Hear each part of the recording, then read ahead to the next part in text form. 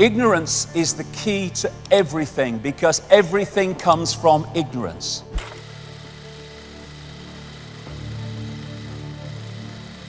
And when you look around the world, that is what we have overwhelmingly, virtually everywhere. What we will challenge, what we will accept, what we will respond to, what we will ignore, all comes from ignorance.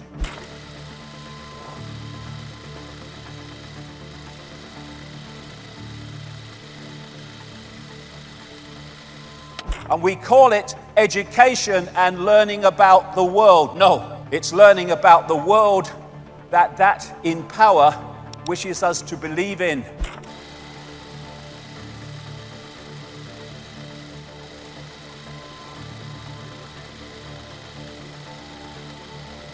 In America, they keep having to tell the people they're free every 5 minutes because they might otherwise suss that they're not. But you have to be every morning at 9 o'clock, otherwise you don't earn the money to survive another month.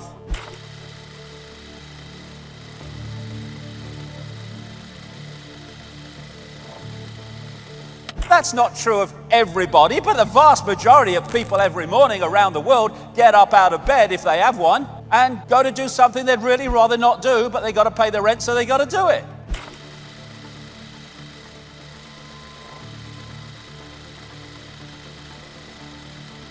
And this system we call life is designed to make sure as many people do not see. Because when there's a few controlling the many, you can't do it physically across the world. You have to program the perception of the people so that they see the world the way that suits you.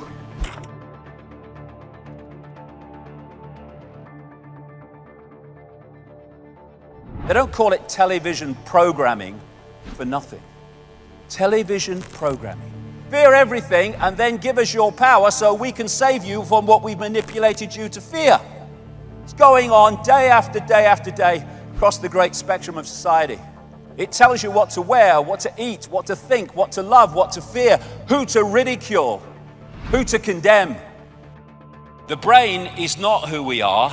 It is a processor of information and a communicator of information. Looking for consciousness in the brain is like looking inside a radio for the announcer. The radio is just decoding information. That's what the brain body is doing.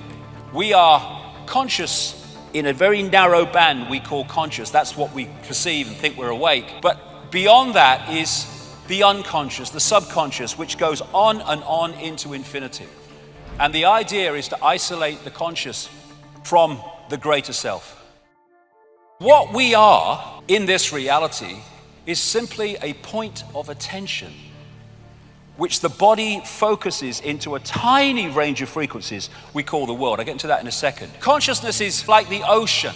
It's the same substance, but it is far more limited. Like ice is the same substance as water, but it's in a completely different and more limited state. When you look at the oceans, they say it's the South China Sea, they say it's the South Atlantic, the Indian Ocean, the North Atlantic. Same bloody water, same water. But what we do is we give our water, our infinite self, names, like Ethel Jones and Arthur Smith. And we give them identities without realizing that we are just points of attention within one infinite, eternal consciousness. If you don't become the ocean, you're seasick all your life. And so many people feel this sense of disconnection, this sense of longing that they can't put words to, because one part of them knows that we're all one. Everything is all one. If you wish to understand the universe, said Tesla, think of energy, frequency, and vibration. Exactly. Our point of attention holds us in this reality unless we're open to consciousness. Because what happens is if you come into this reality, this visible light reality, and you hold that connection to consciousness beyond this reality, you have everything you need. You have the information coming through the senses to give you a fix on what's happening around you, but you have the big picture that's outside of this reality, that's not programmed by its perceptions and its sense of limitation, which can then feed you insight, inspiration, intuition, to give you insight beyond that which you are directly experiencing. But most people are caught in the program, which they think is real and they think is all there is to see. When you put a disk in a computer, it's information. The computer is information. It decodes the information. One part of information is encoded to be decoded. One information source is encoded to decode. And that's exactly how our reality works, except the body is decoding and also encoding. We have a biological computer. Biological in the sense that instead of like a desktop computer, you put information in it, you press enter, and as programmed, it responds. A biological computer has the ability to assess information and make decisions about it, which is what the immune system is doing all the time, 24/7, without any input from us. Form is in formation. But we come into the realms of form, and form is created from information. If you look at the body, it's just like a computer in basic sense. When a computer don't work anymore, won't switch on, what do you say? My computer's dead. It goes into sleep mode to save energy. It has an antivirus system. That's our immune system. Best antivirus system ever. The brain is the central processing unit. And then you have DNA, which is basically the hard drive. And the senses are decoding systems, decoding information into a form that the brain can decode. The senses are taking waveform information, vibrational information, they're turning into electrical information, they are communicating it to the brain, which then decodes that into a sense of reality we call the world we live in. The world that we think we're living in exists there. And worth thinking on this. If you can manipulate the sense of reality of that and the way that decodes that information, you are dictating the experienced reality of the target population.